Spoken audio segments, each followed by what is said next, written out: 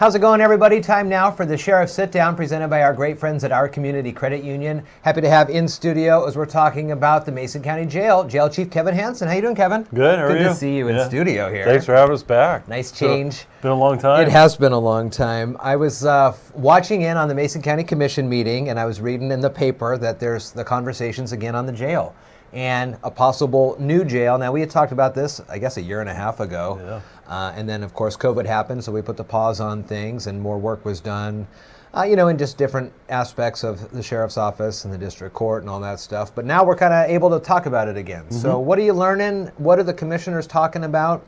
Is it still kind of that county partnership with maybe Grays Harbor, or what are you thinking about? So it's been over a year since we last had meetings, and the county hired an architect, like a project designer or manager to help us navigate a system to try to figure out how big a jail we need to build, where it needs to go, how much is it going to cost, which the staffing is going to be, and all that kind of stuff.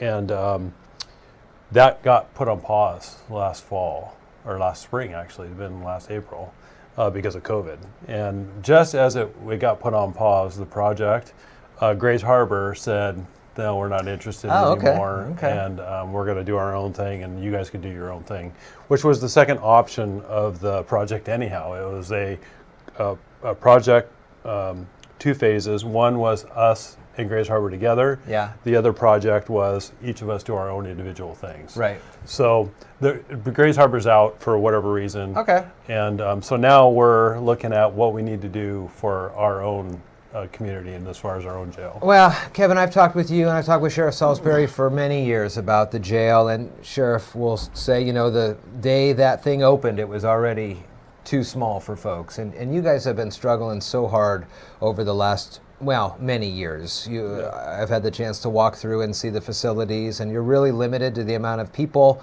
and especially now with all the restrictions. So, something has to be done. Yes, it does. That jail was built in 1985. Yeah. And the sheriff actually has newspaper articles from the then sheriff, and I don't remember which sheriff it was, saying that we're in emergency because we don't have enough people to put in the new jail. Right. And back in those days, the jails were in the 80s were all built with state dollars. Yeah. And there was lots of funding available, and they didn't necessarily make bigger jails. They just made more modernized jails back then. And so where I came from, Lewis County, we had the same plight. We had the 1983 or 84 model of jail, and we went through years and years and years of booking restrictions and not being able to book people into jail because there's no room at the inn. And when I came here, it was like walking back in time. I bet it was. And looking at the 1985 model, and then the sheriff having to put booking restrictions on, and because we had at one point 135 people in a jail that was originally designed for 46 people. Oh my gosh! And so you can think about the safety implications when you're forced to deal with that kind of overcrowding. It's just. It has to be done. You've had to really adjust over this last year and a half with the way that you interact with the jail and the inmates, and then also with the judges and the court systems on figuring out, okay, well, if there's no room or we have to have restrictions on limitations of amount of people, how are folks going to, how are they going to do their time, I guess? Is that going to be either at home, in home monitoring, or this and that? And so you guys have had to explore a few different avenues here. Is that helped this conversation about the possible size and location of a new facility? Yeah, for sure.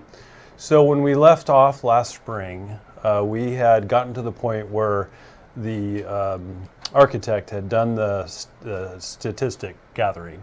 So they went back for the last 10 years and looked at the amount of arrests, the amount of court processes, the amount of people who've been incarcerated, the amount of people who weren't incarcerated, the number of cases filed in the courts, the county population. They took everything into consideration. They figured out what size of jail we need, and that was last spring. And at that time, they said, well, we probably need about a 250 bed jail, and right now our jail has 93 beds. So. And then they also said you need to continue with the programs that we've implemented in the last few years, which are off-site detention services like home monitoring and work release and day reporting, because that is a alternative means that's a lot less expensive to incarcerate people, to still hold them accountable and get them through the judicial process.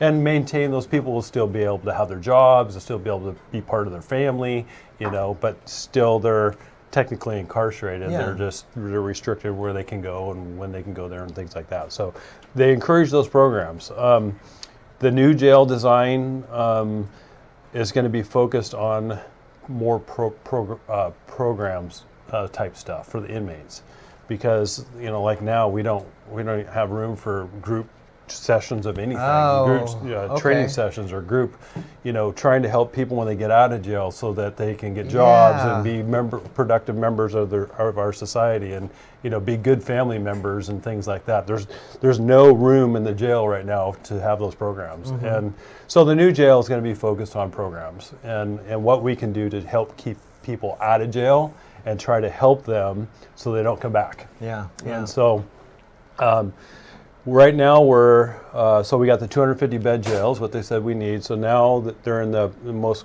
current aspect is trying to figure out where we're going to build the thing. And the county has a couple different pieces of property.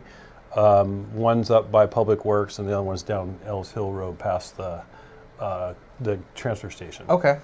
The architect says we need 4.3 acres to build a jail, and that include public parking and the flower beds and things like that, and setbacks and all that kind of stuff.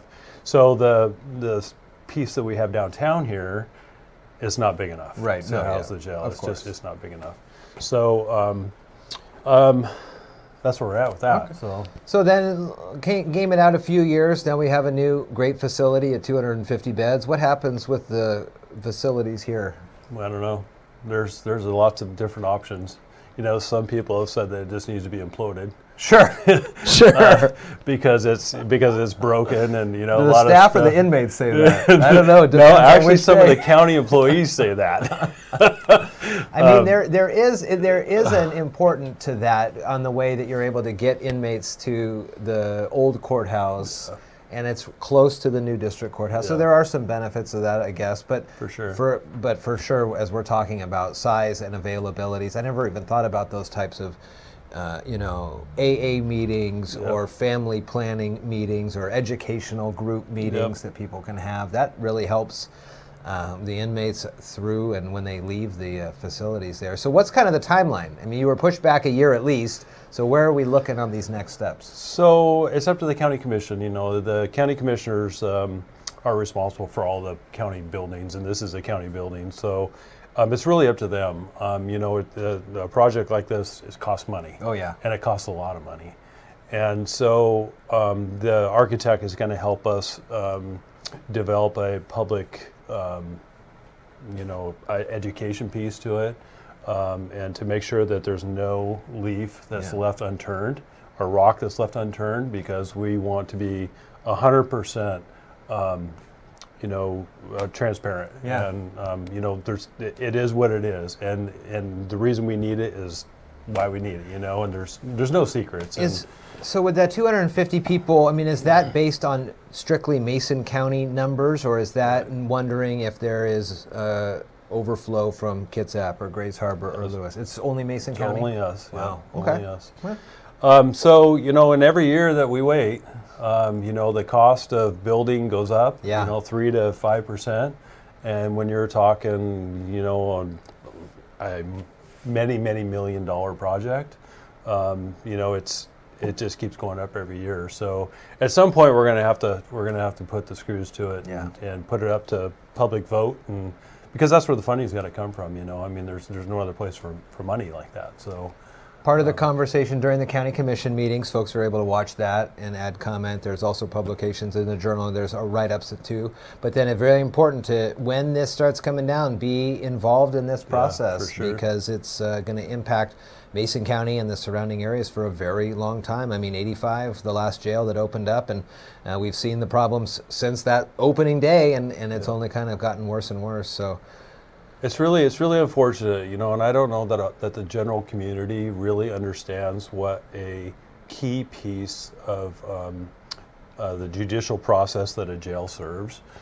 Without an adequate jail, your homeless problem is not going to go away. Right. If you create rules or you create laws or whatever, ordinances that say you can't do this, and if you continue to do this, there's going to be consequences, and if there's no consequences, you just keep getting what you get. Yeah. And so, we gotta make sure that the public understands that, and that without an adequate jail, the justice system does not work to protect the people that live here. I saw the sheriff's office is kind of open back up again. Are the jail tours happening, or are we still no on No, we're still masking up in the jail, and we're quarantining inmates when they come in for 72 hours. And the health department, Washington State Health Department, is still recommending that we pretty much limit access to the facility still, because it's in a confined space. Well, when that it'll happen. When that does open up and the offers are available for folks in the community to take that tour, I would highly encourage you to come down.